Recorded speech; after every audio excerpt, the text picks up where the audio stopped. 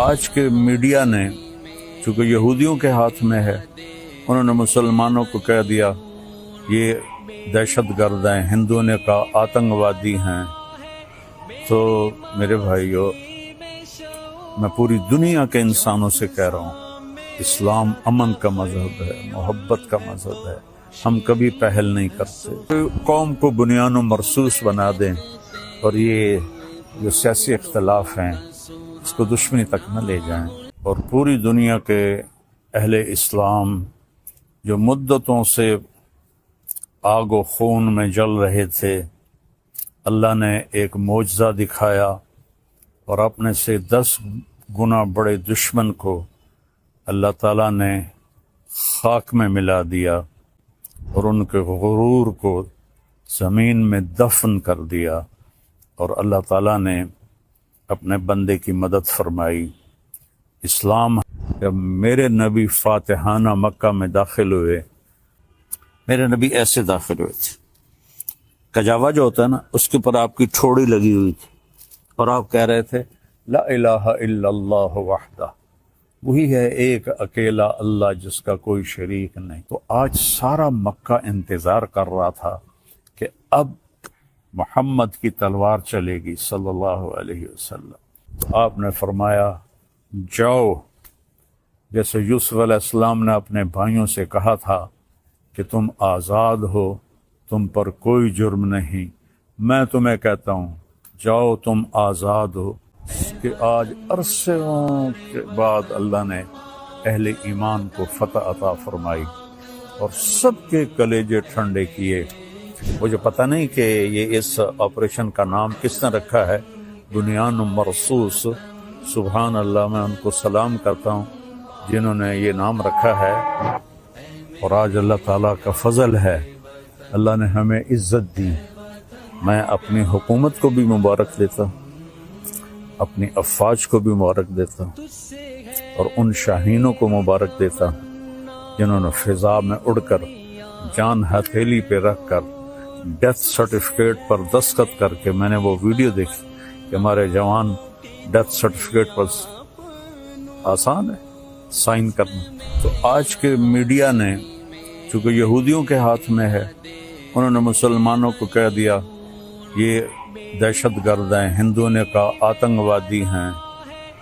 تو میرے بھائیو، میں پوری دنیا کے انسانوں سے کہہ رہا ہوں، اسلام امن کا مذہب ہے، محبت کا مذہب ہے، ہم کبھی پہل نہیں کرتے، ہم کبھی پہل نہیں کرتے۔ اور ہندوستان والوں سے کہتا ہوں اچھے ہمسائے بن کر رہو۔ ہمارے تو ہمسائے کے اتنے حقوق بتائے ہیں ہمارے نبی نے کہ جس کی کوئی حد کوئی نہیں۔ آپ اچھے ہمسائے بن کے رہو تو ہمیں آپ سے کیا غرض ہے؟ آپ کا بھی نفع ہے، ہمارا بھی نفع ہے کہ ہم اس نفرت سے اور اس جنگ سے باز رہیں۔ جس نے اس آپریشن کا نام رکھا ہے بنیان مرصوص۔ اور اس کے بعد میں عرض کرتا ہوں حکمرانوں سے جو اس وقت ہیں، جو اقتدار میں ہیں، طاقت میں ہیں، پورے قوم کو بنیان و مرصوص بنا دیں اور یہ جو سیاسی اختلاف ہیں اس کو دشمنی تک نہ لے جائیں، لوگوں کو آزادی دیں کہ آزادی سے وہ سیاست کر سکیں، تو ہم پھلیں گے پھولیں گے۔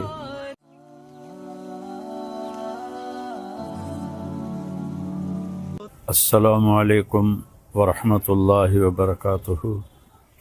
بسم اللہ الرحمن الرحیم، والصلاة والسلام علی رسولہ الکریم وعلی آلہ واصحابہ اجمعین، اما بعد، فاعوذ باللہ من الشیطان الرجیم، بسم اللہ الرحمن الرحیم، ان ینصرکم اللہ فلا غالب لکم،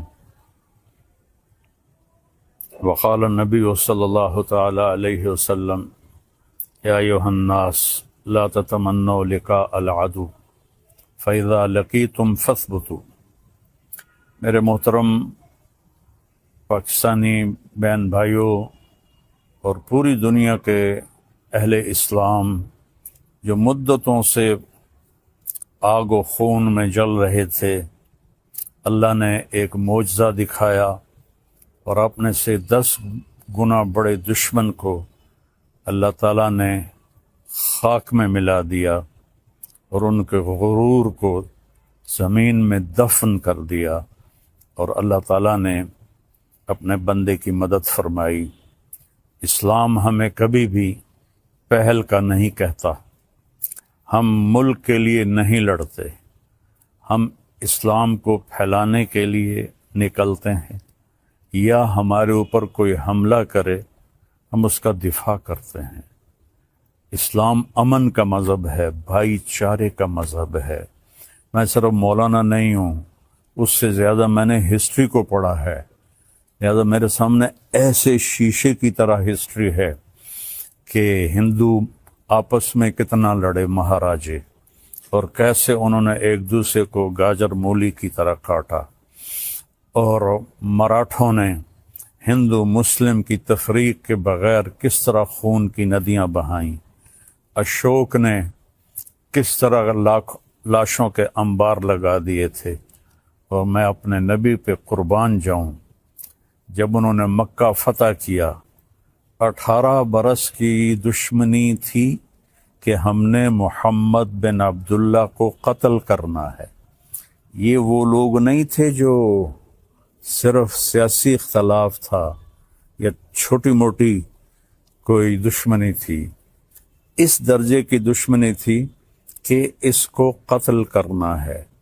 جب میرے نبی فاتحانہ مکہ میں داخل ہوئے تو آپ ایسے نہیں بیٹھے تھے اونٹنی پر، آپ اس طرح سر جھکا کے بیٹھے تھے۔ آپ کے پیچھے حضرت اسامہ بن زید بیٹھے تھے، آپ کی لیفٹ سائڈ پر حضرت ابو بکر رضی اللہ تعالی عنہ کی اونٹنی تھی، اور آپ کے لیفٹ پر حضرت اسید بن حضیر رضی اللہ تعالیٰ عنہ تھے، اور حضرت عمر رضی اللہ عنہ صفوں کو سیدھا کرتے ہوئے چل رہے تھے۔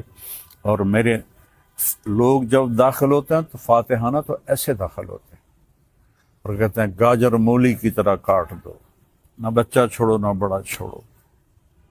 میرے نبی ایسے داخل ہوئے تھے، کجاوا جو ہوتا ہے نا اس کے اوپر آپ کی ٹھوڑی لگی ہوئی تھی، اور آپ کہہ رہے تھے لا الہ الا اللہ وحدہ، وہی ہے ایک اکیلا اللہ جس کا کوئی شریک نہیں، نصر عبدہ، اس نے اپنے بندے کی مدد کی، انجز وعدہ، اس نے اپنے وعدے کو پورا کیا، وہزم الاحزاب وحدہ، اور اس نے لشکروں کو شکست دی۔ اب سارا مکہ حرم شریف میں جمع ہے، اور آپ بیت اللہ کے دروازے پر اس طرح دونوں چوکٹوں کو پکڑ کر کھڑے ہوئے ہیں اور فرما رہے ہیں اب میں کیا کروں گا تمہارے ساتھ۔ خود قرآن کہتا ہے ان الملوک اذا دخلوا قریۃ افسدوها وجعلوا اعزۃ اہلها اذلۃ وکذلک یفعلون۔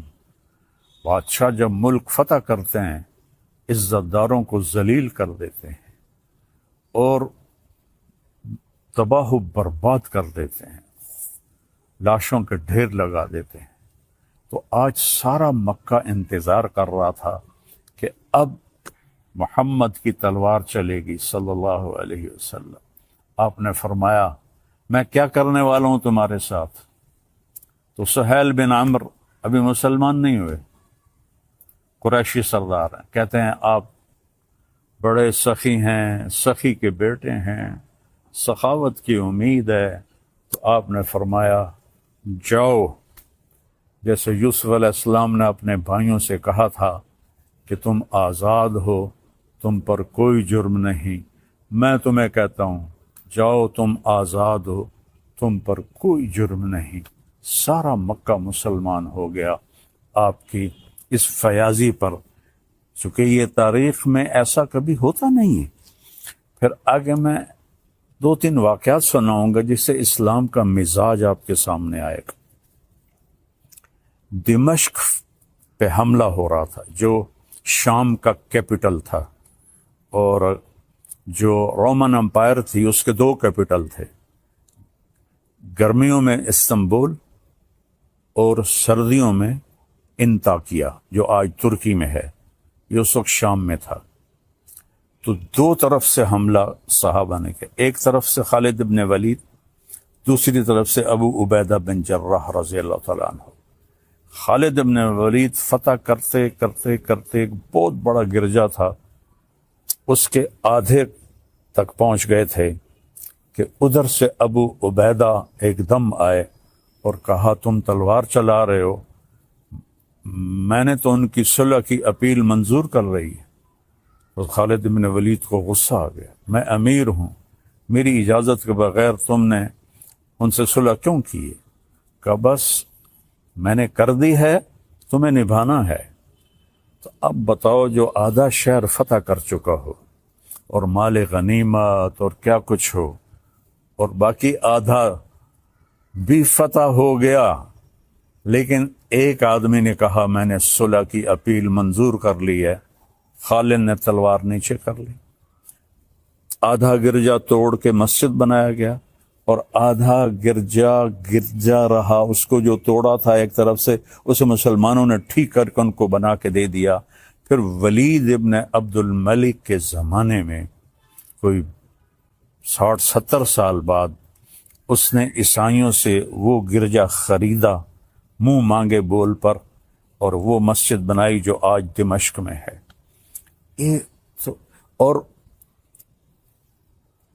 جو قیدی پکڑے گئے اس میں پتہ چلا کہ رومن امپائر کے بادشاہ کی بیٹی بھی قید ہے، چونکہ اس کا جو خامن تھا وہ دمشق کا گورنر تھا، اس کا نام تھا توما۔